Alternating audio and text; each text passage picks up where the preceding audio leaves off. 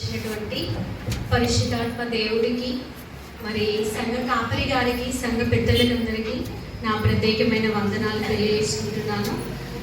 మరి రెండవ మాట గురించి మనము కొద్ది నిమిషాలు క్లుప్తంగా ధ్యానించుకుందాం. మరి మొదటి మాట అయిపోయిన తర్వాత దేవుడు రెండవ మాట అంటే సిలువలో మరి పలికినటువంటి 7 మాటలలో 3 మాటలైతే మరి అక్కడ ఉన్న వారి గురించి మిగిలిన 4 మాటలు దేవుడి గురించి మాట్లాడుకున్నట్టుగా ఉంటుంది. మరి రెండవ మాటని ఒకసారి చూసుకుందాము. అందుకైన వానితో నేడు నీవు నాతో కూడా పరదేశిలో ఉందు అని నిశ్చయముగా నీతో చెప్పుచున్నానని అనేను. అంటే మరి పరదేశిలో ఉందు అని ఎవరికి అంటే ఇది వాగ్దానంతో కూడినటువంటి ఒక దేవుడి మాటగా మనం రెండవ మాటని చెప్పుకోవచ్చు. ఈ వాగ్దానంను దేవుడు ఎవరికి ఇస్తున్నాడంటే తనతో పాటు ఉన్నటువంటి సిలువ వేయబడినటువంటి ఒక దొంగకు దేవుడు ఇస్తున్నటువంటి వాగ్దానంగా మనం చూసుకోవచ్చు. మరి ఎందుకు ఈ వాగ్దానము మరి అతను స్వతంత్రించుకున్నాడా లేదా? మరి పరదేశు అనే పదం కూడా ఇక్కడ మనకు రాయబడి ఉంది. మరి పరదేశు అంటే ఏంటి, పరదేశు అంటే ఏంటి అనేది మనకు ప్రకటన 2:7లోను మరి 22వ అధ్యాయంలో కూడా మనకు క్లియర్గా రాయబడి ఉంటుంది. మరి పరదేశు అంటే నీతిమంతులు, చనిపోయినటువంటి నీతిమంతులు చేర్చబడేటటువంటి ఒక స్థలము, వారి యొక్క ఆత్మలు చేర్చబడేటటువంటి ఒక స్థలముగా మనకు పరదేశం ఉంది. అక్కడి నుంచి మనము సెకండ్ కమింగ్, దేవుడి యొక్క రెండో రాకడ ఎప్పుడైతే వస్తుందో అప్పుడు మనము అందరము కూడా పరలోక రాజ్యానికి వెళ్తాం అన్నట్టుగా బైబిల్ గ్రంథం అనేది సెలవిస్తుంది. మరి ఈ యొక్క పరదేశకు అర్థం ఏంటి అంటే మరి రక్షణ. మరి రక్షణ అంటే మన యొక్క ఆయుష్ను పొడిగించడమా? ఈ లోకంలో ఉన్నప్పుడు మనం ఆయన యొక్క ఆయుష్ను పొడిగించినట్లుగా మనం రక్షించడం అది కాదు, కానీ మరి రక్షణ అంటే నిత్య జీవం. మరి పరదేశంలో ఏముంటుందంటే నిత్య జీవం ఇచ్చేటటువంటి జీవ వృక్ష ఫలములు అనేవి ఉంటాయంట. మనకు ప్రకటనలో తెలిపిన విధంగా ఒక స్ఫటికం ఆకారంలో ఉన్నటువంటి, స్ఫటికం కలర్ లో ఉన్నటువంటి ఒక జీవజల నది అనేది ప్రవహిస్తుంది. దానికి అవతల ఇవతల జీవవృక్ష ఫలములనిచ్చి అనేటువంటి చెట్లు అనేవి ఉంటాయి. వీళ్ళు వెళ్ళిన నీతిమంతులు చనిపోయిన తర్వాత అక్కడికి వెళ్ళిన తర్వాత వీళ్ళు చేసే పని ఏంటి అంటే దేవుడు చెప్తాడు, వారికి నేను జీవవృక్ష ఫలములను భుజింతనిత్తును అనేసి చెప్తా ఉంటాడు అనమాట. మరి అయితే మనము ఇక్కడ దొంగలని గురించి చెప్పుకుంటే మొదటి దొంగ దేవుడిని దూషిస్తున్నట్టుగా ఉంటుంది, రెండవ దొంగ అతన్ని గద్దిస్తున్నట్టుగా ఉంటుంది. కానీ మార్కు సువార్త, మత్తయి సువార్తలో ఇద్దరు దొంగలు కూడా దేవుణ్ణి దూషిస్తున్నట్టుగా ఉంటుంది. అయితే మనం ఇక్కడ ఒక్క దొంగ గురించి మాట్లాడుకున్నట్లయితే కనుక మరి ఈ దొంగ, మొదటి దొంగ రెండవ దొంగ మొదటి దొంగని గద్దిస్తున్నట్టుగా మనకి ఇక్కడ వచనాలు అనేవి ఉన్నాయి. మరి అయితే ఏంటి, మరి ఇక్కడ గద్దించి ఆయన ఏమంటాడంటే ఆయనను చూచి నీ రాజ్యంలో నన్ను కూడా చేర్చుకోమని అడుగుతాడు, విజ్ఞాపన చేస్తాడు. అయితే మరి ఈయన రక్షింపబడ్డాడా, ఈ రెండవ దొంగ రక్షింపబడ్డాడా లేదా అనే దానికి ముందు మనం కొన్ని విషయాలను తెలుసుకుందాం. మరి ఏంటి అంటే ఒక వ్యక్తి రక్షింపబడాలంటే చేయాల్సినటువంటి పనులు ఏంటి అనేది నేను ఒక ఐదు మాటల్లో చెప్తాను. ఎందుకంటే ఒక 2 విషయాలు మౌనిక ఆంటీ గారు చెప్పారు. మరి ఆ 5 విషయాలు ఏంటి అంటే ఎవరు కూడా బైబిల్ ఏమో ఓపెన్ చేయకండి, నేను చెప్తాను. మొదటి విషయం ఏంటి అంటే రోమా పత్రిక 10వ అధ్యాయము 9వ వచనంలో ఒక మాట రాయబడి ఉంటుంది. ఏంటి అంటే ఒక వ్యక్తి రక్షింపబడాలి అంటే యేసుని ప్రభువు అని తన నోటితో తను ఒప్పుకోవాలి. ఎవరైతే యేసుని ప్రభువు అని తన నోటితో తను ఒప్పుకుంటాడో వాడు రక్షింపబడతాడని రోమా పత్రిక 10వ అధ్యాయము 9వ వచనంలో ఉంటుంది. ఎవడైతే రాజును, అంటే ప్రభు అంటే రాజు అని అర్థం. మరి రాజు అని ఎందుకు ఒప్పుకోవాలంటే మరి అదే రీజన్ చూపించి యూదులు యేసు ప్రభు వారిని సిలువకు అప్పగించారు. కాబట్టి ఈయన నేనే క్రీస్తుని అంటున్నాడు, నేనే రాజుని అంటున్నాడు, కాబట్టి ఇతన్ని సిలువ వేయమని యూదులే అక్కడ చెప్తారు. కాబట్టి అలా చేయకుండా ఎవరైతే యేసుని ప్రభువు అని వాడి నోటితో వారు ఒప్పుకుంటారో వాళ్ళు రక్షింపబడతారు అనేది మొదటి పాయింట్. రెండవది ఏంటి అంటే నమ్మి బాప్తిజం పొందినవాడు రక్షింపబడును. మరి ఇది ఎక్కడ ఉంటుందంటే మార్కు సువార్త 16వ అధ్యాయము 16వ వచనంలో మనకు క్లియర్గా రాయబడి ఉంటుంది. మరి బాప్తిజము పొందుకోవాలి. ఎలా పొందుకోవాలంటే నమ్మి బాప్తిజం పొందుకున్నవాడు రక్షింపబడును, నమ్మని వానికి శిక్ష విధింపబడును అనే విషయం అక్కడ ఉంటుంది. ఓకే, మరి 3వ మాటగా నేను చెప్తాను ఏంటి అంటే యేసు నామములో ఎందరైతే ప్రార్థిస్తారో వారందరూ కూడా రక్షింపబడతారు అనేసి రోమా పత్రిక 10వ అధ్యాయము 13వ వచనంలో రాయబడి ఉంటుంది. మనం అందరము కూడా ప్రార్థిస్తాం కదా, ప్రార్థించి మరి చివరిలో ఏమడుగుతాం? యేసు నామంలో ప్రార్థిస్తున్నాం తండ్రి అనేసి అడుగుతాం. అదే విధంగా అదే విషయం ఏంటి అంటే యేసు నామంలో ప్రార్థించిన వారు మాత్రమే రక్షింపబడతారు అనేసి మనము మూడో మాటగా చెప్పుకోవచ్చు. ఇక నాలుగో విషయం ఏంటి అంటే ఎవరైతే ఆయనను చూస్తారో, ఆయన వైపు చూస్తారో వారు రక్షింపబడతారు అనేసి యోహాను సువార్త 3వ అధ్యాయము 15వ వచనంలో ఉంటుంది. మరి ఇది ఎలా అంటే మనకు 2 వారాల క్రితము మన ఆత్మీయ తండ్రి గారు చెప్పారు, అరణ్యంలో మోషే ఇత్తడి సర్పాన్ని ఎత్తినప్పుడు ఆ సర్పం వైపు చూసినప్పుడు ఎవరైతే ఘట సర్పం కాటు వేసిన వాళ్ళు ఆ యొక్క సర్పాన్ని ఎత్తినప్పుడు చూసారో వాళ్ళు బ్రతికి ఉన్నారు. అదే విధంగా సిలువ వేయబడేటటువంటి యేసుక్రీస్తుని, అదే విధంగా వాక్యమైనటువంటి మన యొక్క దేవుణ్ణి మనము తేరి చూసినట్లయితే, నిదానించి చూసినట్లయితే మనము రక్షింపబడతాము. మరి అక్కడైతే మోషే అరణ్యంలో సర్పాన్ని ఎత్తినప్పుడు వాళ్ళు రక్షింపబడ్డారు. ఎలా అంటే భౌతికంగా రక్షింపబడ్డారు. కానీ మనము మరి యేసుప్రభు వారిని వస్తుంది, ఆ విధంగా మనము ఆయన వైపు చూసినప్పుడు మనము రక్షింపబడతామనేది 4వ పాయింట్. ఇంకొకటి అది ఏంటి అంటే అంతము వరకు ఎవరైతే సహిస్తారో వాళ్ళు రక్షింపబడతారు అనేసి ఉంటుంది. ఇది ఎక్కడ చూడగలమంటే మత్తయి సువార్త 24వ అధ్యాయము 13వ వచనంలో ఈ మాటలు అనేవి రాయించబడతాయి. మరి అంతము వరకు అంటే ఎప్పుడైతే మనము యేసు ప్రభు వారిని అంగీకరించి మనం బాప్తిజం పొందుకునే ఒక విశ్వాసిగా జీవిస్తున్నప్పటి నుంచి మనం మరణించే వరకు కూడా ఎన్ని శ్రమలైనను మనం సహిస్తూ అంతము వరకు మరి దేవుణ్ణి దూషించకుండా దేవునికి విధేయత చూపిస్తూ బ్రతుకుతాము. అప్పుడు మనము నిత్య జీవానికి పాత్రులముగా ఎంచబడతాం. మరి ఈ 5 పాయింట్లు ఈ దొంగ చేశాడు. మొదటిగా ఏంటి? యేసుని ప్రభు అని ఒప్పుకోవాలి. నెక్స్ట్ బాప్తిజం పొందుకోవాలి. నెక్స్ట్ ప్రార్థన చేయాలి యేసునామములో. నెక్స్ట్ ఎవరైతే ఆయన వైపు చూస్తారో వాళ్ళే రక్షింపబడతారు. చివరిగా అంతము వరకు సహించిన వాడు రక్షింపబడతారు అనేసి ఉంటుంది.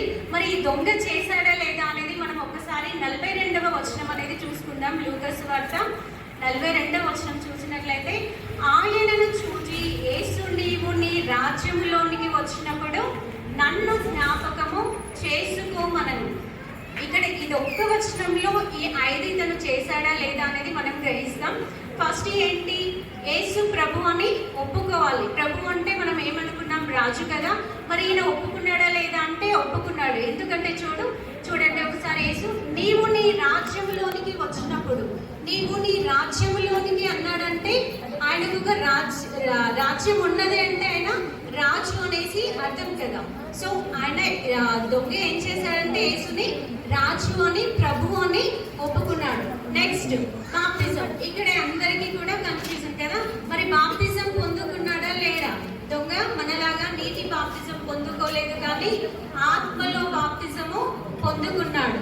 అంత మాత్రమే కాదు, మరి ఆయనే మార్గము, నిత్య జీవానికి మోక్షానికి ఆయనే మార్గమైనటువంటి ఆ మహా గొప్ప దేవుడే ఓకే అని చెప్పాడు.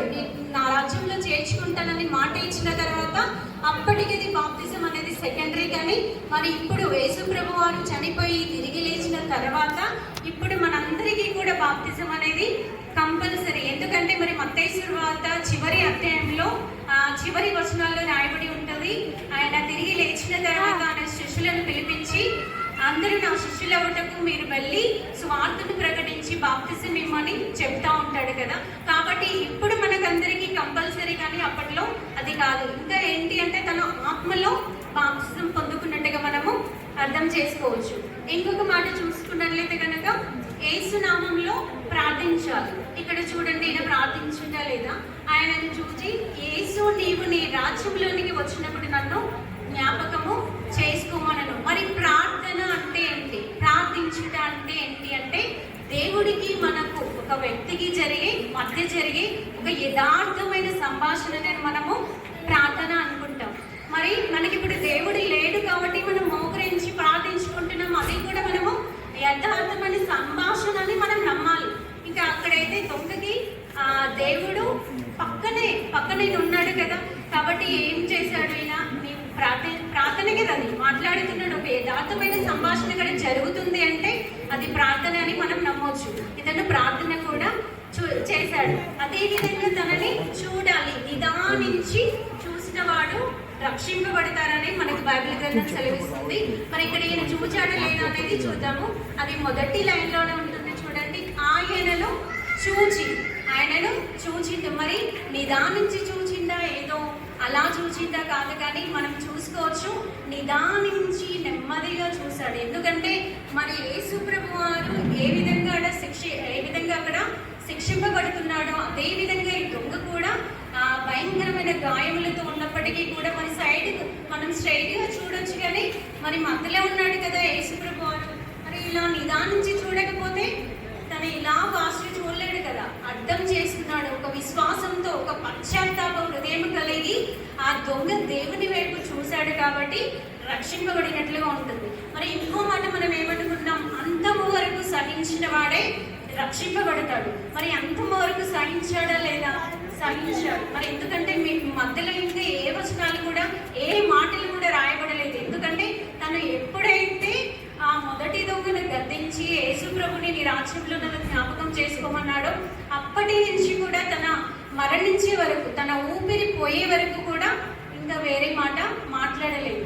ఒకవేళ తన ఆ దెబ్బలు సహించలేక ఇది నాతో అవ్వట్లేదు, నన్ను రక్షించు అని, లేదంటే నాకు ఈ గాయంలో నుంచి ఈ శిలువ నుంచి నన్ను విడిపించుమని ఏది కూడా అడగలేదు. కానీ తన అంతము వరకు సహించాడు కాబట్టి తనకు నిత్య జీవంలో నీతిమంతుల యొక్క జాబితాలో ఈ దొంగ కూడా చేర్చబడిన వాడుగా ఉన్నట్లుగా మనం గ్రహించుకోవచ్చు.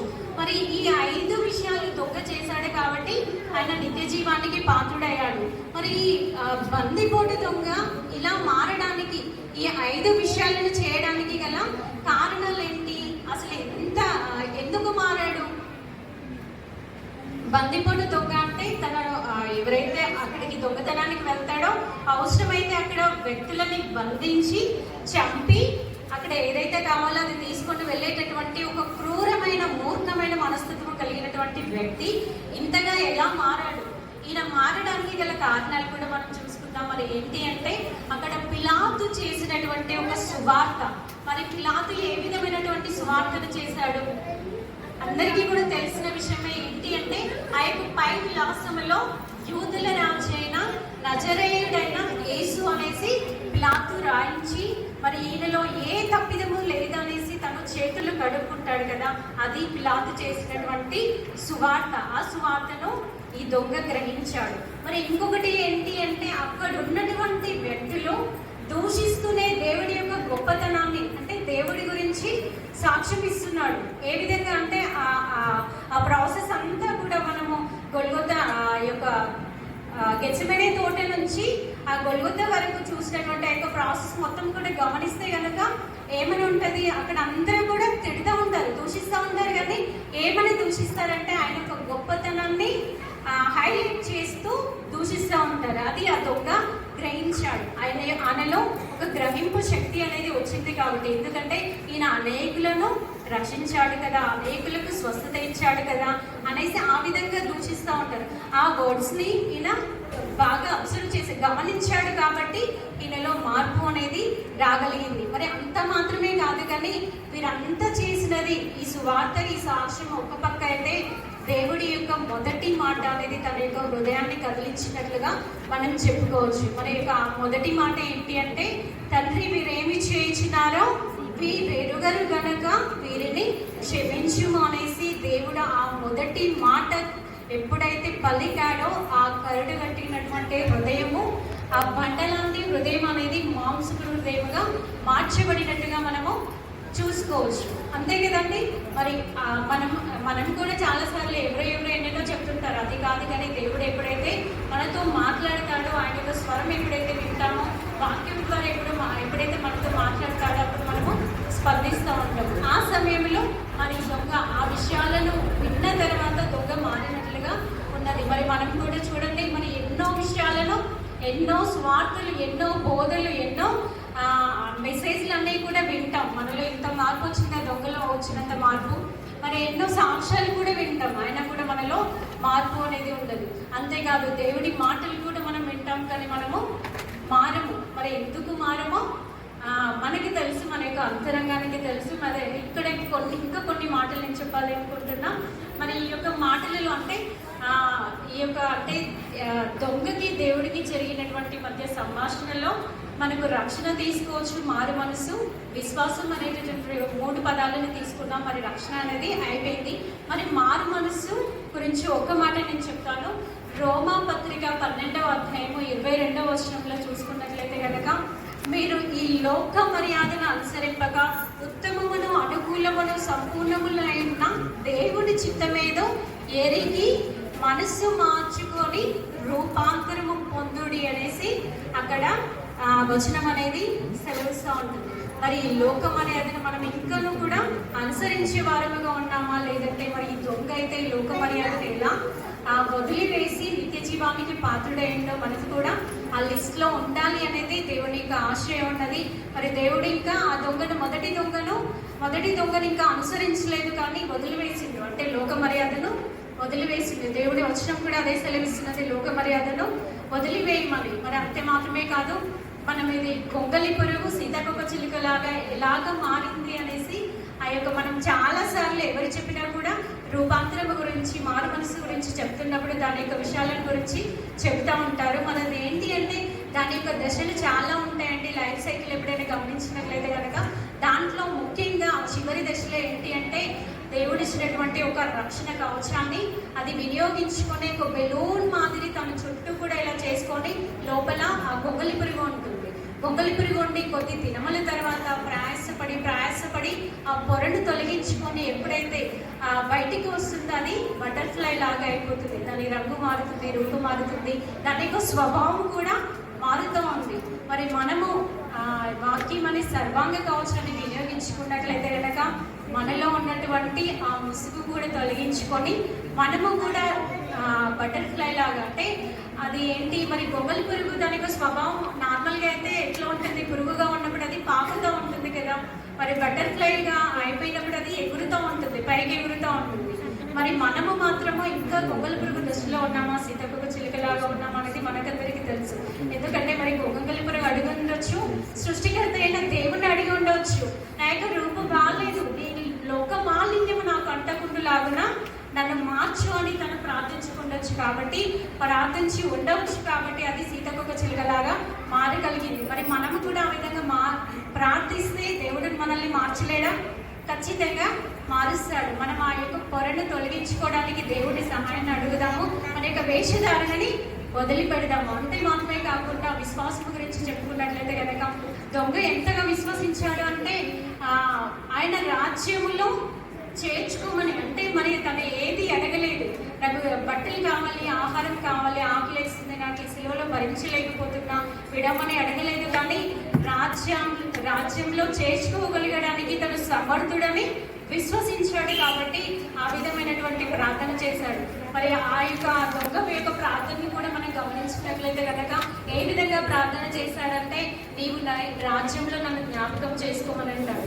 మనకు దేవుడు సెలవిస్తున్న మాట కూడా ఏంటి అంటే, మొదటగా నా యొక్క నీతిని, నా యొక్క రాజ్యం అని దేవుడు వెతకమంటున్నాడు. కాబట్టి మనం కూడా ప్రార్థించినప్పుడు ఆ దొంగలాగా మొదటిగా తన యొక్క నీతిని, తన యొక్క రాజ్యాన్ని వెతికినట్లయితే కనుక మనము ఆ యొక్క లిస్ట్లో మనం ఉంటాం. మరి మొదటి దొంగ ఏ లిస్టులో ఉన్నాడు అంటే అన్య జనాంగానికి, అంటే నిత్య నరకానికి పాత్రుడుగా ఉన్నాడు. రెండవ దొంగ నిత్య జీవానికి పాత్రుడుగా ఉన్నాడు. మరి మనమే లిస్టులో ఉన్నాం. నిత్య నరకానికి పాత్రలం అవుతామా, నిత్య జీవానికి పాత్రలం అవుతామా, లేదంటే నిత్య జీవానికి పాత్రలు కంపల్సరీ అవుతాము అనే ఒక అపోహలో మనం ఉన్నట్లయితే కనుక అది వ్యర్థమే. కాబట్టి మనలో ఉన్నటువంటి ముసుగును తొలగించుకొని సంపూర్ణమైన మారు మనసు పొందుకొని విశ్వసించి ఆయన ప్రార్థించి అడిగినట్లయితే కనుక మనం నిత్య జీవానికి పాత్రలం అవుతాం. మరి పత్రికలలో రాయబడి ఉంటుంది, కుక్క తన వాంతికి తిరుగునట్లుగా మనము తిరిగే వారంగా ఉండకూడదు. ఒకసారి బాప్తిజం పొందుకున్నాం, దేవుని బిడ్డలుగా అనిపించుకుంటున్నామంటే మన యొక్క పాత జీవితాన్ని వదిలిపెట్టి కొత్త జీవితంలోకి మనం వద్దాము. దేవుడికి ఇష్టకరంగా బ్రతుకుదాము. మొదటి దొంగ రెండవ దొంగ ఏ విధంగా అయితే నిత్య జీవానికి పాత్రుడైందో మనం కూడా అలా కావడానికి దేవుడు మనకందరికీ సహాయం చేయనుగాక. ఈ అవకాశం ఇచ్చినటువంటి ప్రతి ఒక్కరికి కూడా నా యొక్క థ్యాంక్స్.